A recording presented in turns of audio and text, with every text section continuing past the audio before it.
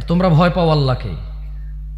এদেশের শিয়া, সুন্নি, চিশতি, সাবেরি, তরিকত, হাকেকত, মারেফত, গরম সুন্নি, ঠান্ডা সুন্নি, এদেশের আহলে হাদিস, জমিয়তে আহলে হাদিস, তারপর হচ্ছে কি আহলে হাদিস আন্দোলন, আরো নাম থাকতে পারে, তারপরে কওমি, তারপরে হচ্ছে এদেশে হেফাজত। কোন ওয়াজ তোমরা রেকর্ড করো না? এদেশের এমন কোন বক্তা আছে, মাহফিল আছে, এমন কোন আইডিওলজি আছে যে আইডিওলজির বক্তব্য তুমি রেকর্ড করো না? তারপরে তোমার হিদায়ত, তুমি হিদায়তের কামনা করো না? তুমি আল্লাহর কাছে দোয়া করো যে ইয়া আল্লাহ আমার কি হয়েছে? এ হুজুর বলে ওই হুজুর খারাপ, ওই হুজুর বলে এই হুজুর খারাপ, সব ঠিক আছে, কিন্তু আমি তো সব হুজুরের ওয়াজ শুনছি, আমি তো এক জায়গায় স্থির হতে পারতাম যে কোন হুজুর ঠিক কয়। তারপরেও তুমি দাড়ি কাটো, এখনো সুন্নাহ বিরোধী কাজ করো, এখনো তুমি হারাম উপার্জনে লিপ্ত আছো। তুমি ভালো হবা কখন? এটা তো মসজিদের নিচে মেমোরি কার্ড পুরনো দোকানের মতো হয়ে গেছে। এদেশে দেখেন না মসজিদের নিচে দোকান, গান গান গান লোড করে। আমি এখনকার 2014 সালে যখন দেশে আসছি, আমি আমার গ্রামে দেখছি, মানে আমার গ্রাম না বলবো, শহরের তো মসজিদগুলো, উপজেলা পর্যায়ে মসজিদগুলোর নিচে দোকান থাকে, বুঝছেন? তো ওখানে ওই গান, সিনেমা এগুলো লোড করে, যে 14 সালে কথা বলতেছি, ওরকম দোকান আছে মসজিদের নিচে। আমি চিটাগং যেখানে ছিলাম, মসজিদের নিচে সেলুন ছিল, সেলুন। কেউ ওটাকে হারাম মনে করে নাই। তো এখন মানে কোন মানুষ দোতলায় মসজিদ, নিচতলায় দোকান, আজান হয়েছে, একামত হয়েছে, নামাজ চলতেছে, নামাজ শেষ হয়েছে, সে দোকানদারি করে, তাহলে ওর হিদায়ত আসলে কোথায় হবে? আর তো ও সারাদিন রেকর্ড করে। এ প্রত্যেকটা মাহফিল, এমন কোনো মাহফিল নাই যে পরিমাণ বাক্স দেখতেছি খুব বড় সড়ো মাইকম্যান হবে, টাকা পয়সা কম নেই বলে মনে হয় না। ও ভালো উন্নতি, মানে বিজনেস এটা ওর ভাই। হতে পারে বহু বিয়ে, গায়ে হলুদ, টায়ে হলুদে টাকা পয়সা বহুত কমাইছে জীবনে, এবং এখন এত পরিমাণ মাইক তার ওর অ্যাভেলেবেল আছে, যে কেউ চায় হয়তো এখানে যে ওরে দিয়েই মাইকটা কাজ হোক, কারণ ওর ক্যাপাসিটি আছে, ডিভাইস আছে অনেক, ওর বিশাল বড় মাহফিল হলো অ্যারেঞ্জ করতে পারবে, টাকা বহুত কামাইছে। কিন্তু প্রতিদিন এই যে ওয়াজের সিজনে গায়ে হলুদের চেয়ে বেশি টাকা হচ্ছে ওয়াজে। এই জন্য গায়ে হলুদ না নিয়ে ওয়াজ নেবে, টাকার জন্য, হিদায়তের জন্য না। আমরা ঠিক না গেলেও ঠিক। যাই হোক, আজকে আলোচনা করব সামান্য সংক্ষেপে 2 থেকে 3টা হাদিস পড়ার চেষ্টা করব, 2 থেকে 4টা আয়াত পড়ার চেষ্টা করব। দেখেন, আপনার যদি কাজে না আসে, আমাকে সারা রাত দেখেও আপনার কাজ আসবে না। যত লম্বা হবে আমার কথা তত বেতাল হয়ে যাবে, যত অধিক হবে আমার কথা তত তার সারমর্মতা হারাবে, আমার কথা তার ট্র্যাক হারাবে, ধারাবাহিকতা হারাবে। আর যত ছোট হবে কথা, তত জরুরি জরুরি কথা বলে চলে যাবে। এমন কিছু বলতে পারবো না যেটা আপনি শোনেন নাই। লক্ষ্মীকুলার মানুষকে আমি এমন কিছু শোনাইতে পারবো না যেটা আপনি জীবনেও শোনেন নাই ইসলামের। আপনি সবই শুনেছেন। জেনা করা কি, মদ খাওয়া কি, সবাই জবাব দিয়েন। সুদ খাওয়া, গালিগালাজ, মারামারি, আমি কিসের ওয়াজ করবো বলেন আপনাকে? নামাজ ত্যাগ করা, সিগারেট খাওয়া, বাবা মায়ের মনে কষ্ট দেওয়া, ওই যে রাজনীতি করে গরিবের চাইল্ড ডালের কার্ড খেয়ে ফেলা, আরেকজন বেশি গরিব আছে, নিজের আত্মীয় স্বজন আর একটু কম, তাকে প্রাধান্য দেওয়া, আপনাকে কিসের ওয়াজ করবো? আপনি বলেন, কি এমন বলতে পারবো যেটা আপনি আগে শুনেন নাই? দাড়ি কাটা, মিথ্যা কথা বলা, বলেন আমি কি ওয়াজ করবো যেটা আপনি আগে শুনেন নাই? এখন শুধু মানার পালা। এখন কি 3 বছর লাগাতার ওয়াজ হয়েছে, আর দরকার নাই। এখন মানার সময়। কিসের সময়? জানা হয়ে গেছে অনেক। দাড়ি কাটা হারাম, সুদ খাওয়া হারাম, ঘুষ খাওয়া হারাম, জেনা করা হারাম, মিথ্যা বলা হারাম, বাপ মায়ের সাথে বেয়াদবি করা হারাম, হারাম উপার্জন করা হারাম, ধোঁকাবাজি করা হারাম, সবই তো জানা হয়ে গেছে। এখন মানার সময়। দাড়ি কাটা হারাম, টাকুর নিচে প্যান্ট পরা হারাম, বাম হাতে খাওয়া হারাম, সবই তো জানা হয়ে গেছে। এখন মানার সময়। এখন মানার সময়। ফজরে আর এশায় মুনাফিক যেতে পারে না। মুসলমান আর অমুসলমানের মধ্যে পার্থক্য হচ্ছে সালাত। সবই তো জানা হয়েছে। এখন মানার সময়। গুনাহ করে, জিনা করে, শিরক করে, কুফরি করে পাপিষ্ঠ হয়ে মারা গেলে প্রশ্নে ফেল হব, পুলসিরাত ফেল হব, জাহান্নামে যাব, সবই তো জানা হয়েছে। এখন মানার সময়। প্রত্যেকটা খারাপ কাজ থেকে বিরত হয়ে আল্লাহ সন্তুষ্ট হয়ে এমন কাজ করো যদি পৃথিবী ত্যাগ করতে পারি, মাওয়াহিদ হয়ে, সুন্নি হয়ে, জান্নাত হবেই হবে এটা জানা হয়ে গেছে, এখন ওই কর্ম করে জান্নাতের উদ্দেশ্যে গমন করার সময়, ওয়াজের আর সময় না এখন। আর কত ওয়াজ, আসরের পর থেকে শুরু হয়নি রাতে একটা। ফকির মিসকিন যে ভিক্ষা করে তার থেকে পর্যন্ত টাকা নিয়ে আপনি নিয়ে আসেন ওয়াজ করাইতে। এদেশের বেশি ওয়াজ, আমি ওয়াজ এরা লিখে দেবে ওয়াজের বিরুদ্ধে বলছি, ভাই বিশ্বাস কর যেদিন মেজাজ টেজাজ খারাপ হবে রে, কিছু বলি না, জলে বাস করে কুমিরের সাথে ঝগড়া করা যায় না, তোমার কুমির মনে হয় আমার, কিছু করার নাই।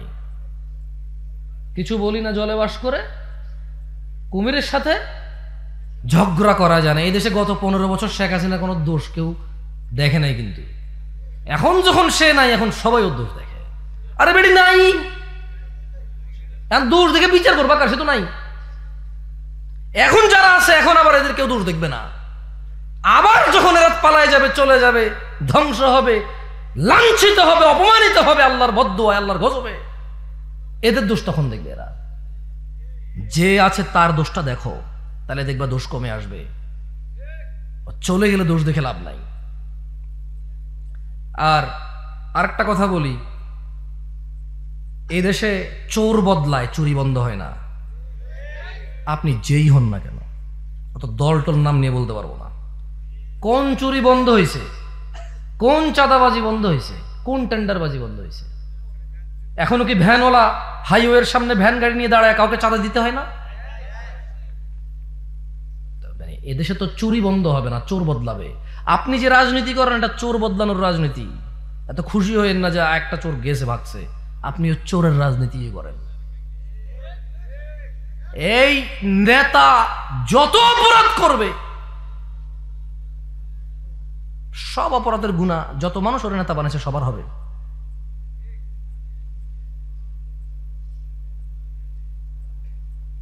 আউযু বিল্লাহি মিনাশ শাইতানির রাজিম। এগুলো আপলোড করবে না, ডিলিট করে দিবে এগুলো, ঠিক আছে? আর যে আপলোড করবা তুমি আমার কিনা ফেলো না, একজন আমার থেকে অনুমতি নাও নাই। বাংলাদেশের ল অনুযায়ী তুমি যদি আমার ভিডিও ফুটেজ সেল করো, আমার সাথে তোমার কন্ট্রাক্ট থাকতে হবে। পুরো পৃথিবীর ল এটা, তুমি বোঝো? পুরো পৃথিবীর ল, তুমি যদি আমাকে ভিডিও করে আপলোড করো, এতে যদি তুমি মনিটাইজেশন করো, আমার অনুমতি থাকতে হবে, মানে আমার সাথে তোমার কন্ট্রাক্ট হইতে হবে। আমি যদি এগ্রি করি তাহলে, আদারওয়াইজ তুমি আমাকে বিক্রি করতে পারবে না। So I am not your content, because আমি মাইসেলফ, আমি একজন সত্তা মানুষ। সো তুমি আমাকে বিক্রি করবা এটা পারবা না, এটা কোনো লতে নাই। মানে তুমি তোমার বড় ভাইকে যদি উকিল থাকে, বাংলাদেশের ল বুঝে, বিদেশেরটা বললাম না তোমারে, তা তুমি ওর থেকে জেনে নিও যে উনি বলছে যে ওনাকে যদি ভিডিও রেকর্ড করে যদি আমরা ফেসবুক ইউটিউবে ছাড়ি, যদি ফেসবুক ইউটিউবে উনি কিছু নাও করতে পারে, বাংলাদেশের আইন অনুযায়ী নাকি আমি ওনাকে বিক্রি করতে পারবো না ওনার অনুমতি ছাড়া। সো ভালোটুকু দিবা যেটুকু দিন আছে। আর এখানে আসছি, জনসংখ্যা আছে রাতের বাজে 12টার পরিস্থিতিকে কেন্দ্র করে ও 3বার ওয়াজ করছে, 70 জন ওয়াজের ছেলে, সবাই চেহারা দেখছি, তারপরে এখানে কথা বলতেছি। ও তোমার এগুলো ইউটিউবে আপলোড করলেও বুঝবে না কন্টেন্ট, ওয়াইসা আন্দাজে আজে বাজে বলবে, ওর সময় নষ্ট করবা, তোমার সময় নষ্ট করবা। রাত 12টা বাজে, এখন এখানকার পরিস্থিতি ডিমান্ড করে এটা বলা, তাই এই কথা শুধু এখানেই সুন্দর, এই কথা ইন্টারনেটে সুন্দর নাই। এই কথার আজকের আলোচনার বিষয় সুন্নাহকে আঁকড়ে ধরা। দিনী ভাইরা, আল্লাহ সুবহানাহু ওয়া তাআলা কোরআনুল কারীমে বলছে, ইন্নাদ-দীনা ইনদাল্লাহিল ইসলাম, নিশ্চয়ই ইসলামই হচ্ছে আল্লাহর নিকট একমাত্র মনোনীত দিন। ওয়া মাখতালাফাল্লাযীনা উতুল কিতাবা ইল্লা মিন বা'দি মা জাআহুমুল ইলম বাগিয়ান বাইনাহুম ওয়া মান ইয়াকফুর বিআয়াতিল্লাহি ফাইন্নাল্লাহা সারিউল হিসাব। নিশ্চয়ই একমাত্র মনোনীত দিন আল্লাহর কাছে হচ্ছে ইসলাম। আল্লাহ বলছেন, যাদেরকে কিতাব দেওয়া হয়েছিল তারা কেবল নিজেদের পরস্পরের বিদ্বেষবশত তাদের নিকট ইলম, জ্ঞান আসার পরও তারা মতনৈক্য ঘটিয়েছিল। প্রবলেম কি কোরআন ও সুন্নাহ নাকি নিজেদের মতনৈক্য? কি তারা আল্লাহর আনিত বাণীর কারণে করেছে নাকি নিজেদের বিদ্বেষে করেছে? এই যত দল মত, ঝগড়াঝাটি, ফাসাদ, ফিতনা, যা কিছু দেখেন আপনার সামনে ধর্মকে নিয়ে, দিনকে নিয়ে, ইসলামকে নিয়ে, এই সব কিছু হচ্ছে তাদের নিজেদের কুন্দল, নিজেদের বিদ্বেষ। নিজেদের বিদ্বেষকে তারা সফল করার জন্য সহি কোরআন সুন্নাহ আসলো ইগনোর করেছে মানুষের নামে, বলেছে আগে শুনি নাই। তুমি কি শুনছো? আর কেউ শুনে নাই, আমার বাপে শুনে নাই, আমার দাদা শুনে নাই, এত বছর থেকে অমুক হুজুর খতিব ও এত বই লিখেছে, ওনার বাপ দাদা অমুক ছিল, ওনারা তো বলে নাই। নিজেদের বিদ্বেষ বশত তারা দিনকে প্রত্যাখ্যান করেছে। ভাইরা আমার, যদি কেউ সফলতা চায়, উপস্থিত আজকের জনতার মধ্যে যদি আমি সহ জান্নাতে যদি যেতে চাই, যদি চাই নিজের সুবহানাল্লাহ বলাটা আল্লাহ কবুল করুক, আলহামদুলিল্লাহ বলাটা আল্লাহ কবুল করুক, আল্লাহু আকবার বলাটা আল্লাহ কবুল করুক, সালাম দেওয়াটা আল্লাহ কবুল করুক, সালাত আদায় করাটা আল্লাহ কবুল করুক, যদি কেউ চায় তার সমস্ত ভালো কাজ আল্লাহ কবুল করুক, তাহলে তাকে সূরাতুল হাশরের এই আয়াতের কাছে ফিরে আসতেই হবে, যেখানে আল্লাহ তাআলা বলছেন ওয়ামা আতাকুমুর রাসূল, রাসূল যা দিয়েছে ফাখুযুহু, তোমরা তা গ্রহণ করো।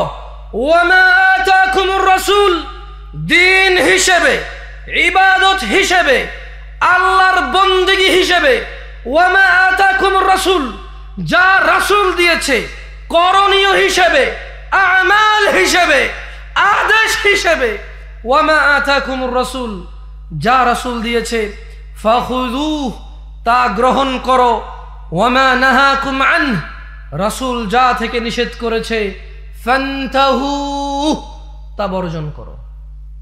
তাই কোনো ইবাদত, কোনো জিকির, কোনো আযকার, কোনো আমাল, কোনো ইবাদত, কোনো বন্দেগী, কোনো নেকি করতে হলে রাসূল দিতে হবে, ওখান থেকে নিতে হবে সাল্লাল্লাহু আলাইহি ওয়াসাল্লাম। আল্লাহ আমাদেরকে বুঝার তৌফিক দান করুন। আমি জানি না লক্ষ্মীকুলার মানুষরা আল্লাহর নবী সাল্লাল্লাহু আলাইহি ওয়াসাল্লামের ওহীকে কিভাবে দেখে, কিন্তু আমি আপনাকে একটা হাদিস পড়ে শোনাইতে পারি, যা মুসান্নাফ ইবনে আবি শাইবা ওখানে উল্লেখ হয়েছে, এছাড়া আরো বেশ কয়েকটা কিতাবে উল্লেখ হয়েছে। হাদিসের মান হাসান। আমি আপনাকে হাদিসটা পড়ে শোনাইতে পারি। আল্লাহর রাসূলের ওহীকে আপনি কিভাবে নিছেন, কতটুকু ওহী করে গেছে, আপনি কিভাবে নিছেন আমি জানি না, তবে আমি আপনাকে সর্বোচ্চ হাদিসটুকু পড়ে শোনাইতে পারি যেটা আমি পড়েছি। দেখেন আপনার বুঝে আসে কিনা। ক্বালা রাসূলুল্লাহ সাল্লাল্লাহু আলাইহি ওয়াসাল্লাম, আব্দুল্লাহ ইবনে মাসউদ রাদিয়াল্লাহু আনহু থেকে হাদিসটা বর্ণিত। উনি বলছেন যে আল্লাহর নবী সাল্লাল্লাহু আলাইহি সাল্লাম বলেছেন, ইন্নাহু লাইসা শাইউন ইউকাররিবুকুম ইলাল জান্নাহ ইল্লা ক্বাদ আমারতুকুম বিহি। ও আমার উম্মতরা, ও আমার উম্মতরা, ইন্নাহু লাইসা শাইউন ইউকাররিবুকুম ইলাল জান্নাহ, এমন কোনো কিছু নাই, এমন কোনো ইবাদত নাই, এমন কোনো আদেশ নাই যা তোমাদেরকে জান্নাতের কাছাকাছি নিয়ে যায়, ইল্লা ক্বাদ আমারতুকুম বিহি, অথচ আমি মুস্তাফা, অথচ আমি মুহাম্মদ ইবনে আব্দুল্লাহ সাল্লাল্লাহু আলাইহি ওয়াসাল্লাম তোমাদেরকে আদেশ করিনি। এমন কোনো ইবাদত নেই, এমন কোনো ভালো কাজ নাই যেটা জান্নাতের নিকট নিয়ে যায়, অথচ আমি মুহাম্মদ আদেশ করি নাই। ওয়ালাইসা শাইউন ইউকাররিবুকুম ইলান নার, এবং এমন কোনো নিষেধ নাই, এমন কোনো বর্জনীয় নাই, এমন কোনো খারাপ নাই, এমন কোনো গুনাহ নাই যা তোমাদের জাহান্নামের কাছে নিয়ে যায়, ইল্লা ক্বাদ নাহাইতুকুম আনহু, অথচ আমি মুস্তাফা তোমাদের নিষেধ করি নাই। আপনি দিনকে কতটুকু পরিপূর্ণ মনে করেন আমি জানি না। কে কে লাগবে আপনার দিনকে সাব্যস্ত করার জন্য? কি কি প্রবলেম আছে আপনার নিয়ে আসেন, কোরআন ও সুন্নাহর সামনে নিয়ে আসেন, সলভ হবে, সলিউশন হবে।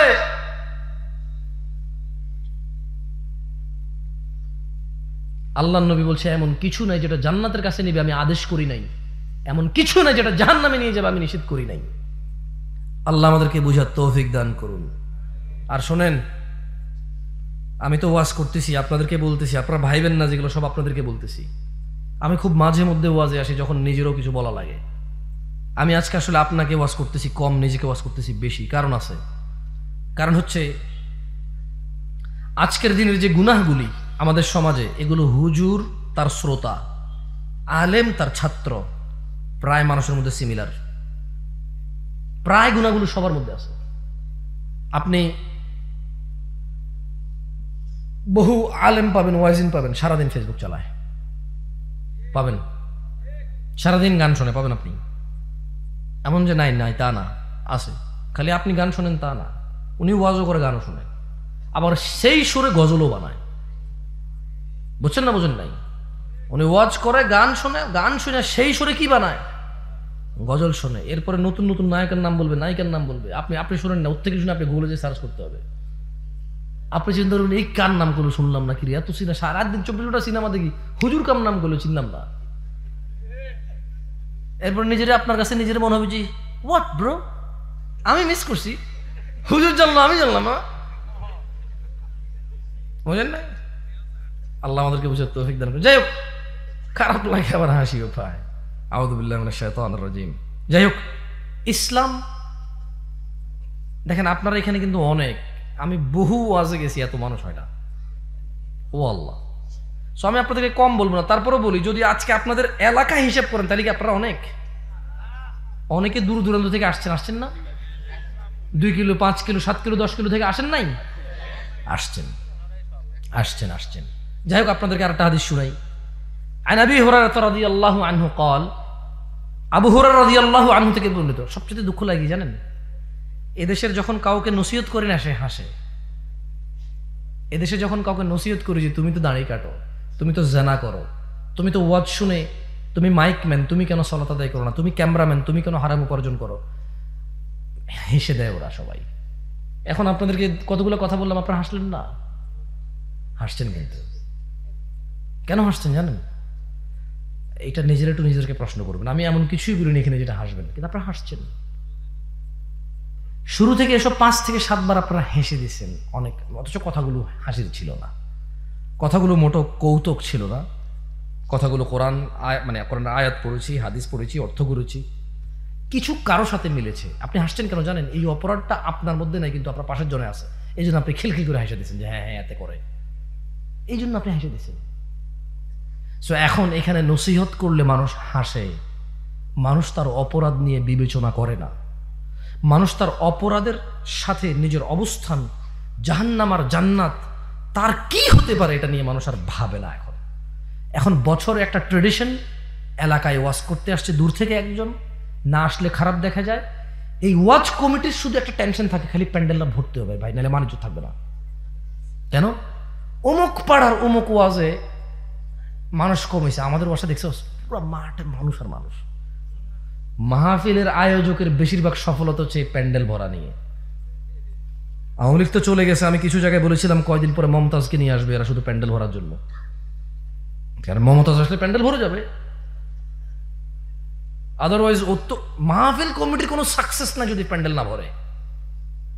মাহফিল কমিটির সাকসেস প্যান্ডেল পরিপূর্ণ করা, শ্রোতার সাকসেস তার পছন্দের হুজুরের সাথে হ্যান্ডশেক করা, ধাক্কাধাক্কি করা, ছবি তোলা। হুজুরের সাকসেস কিতনা মিলা है।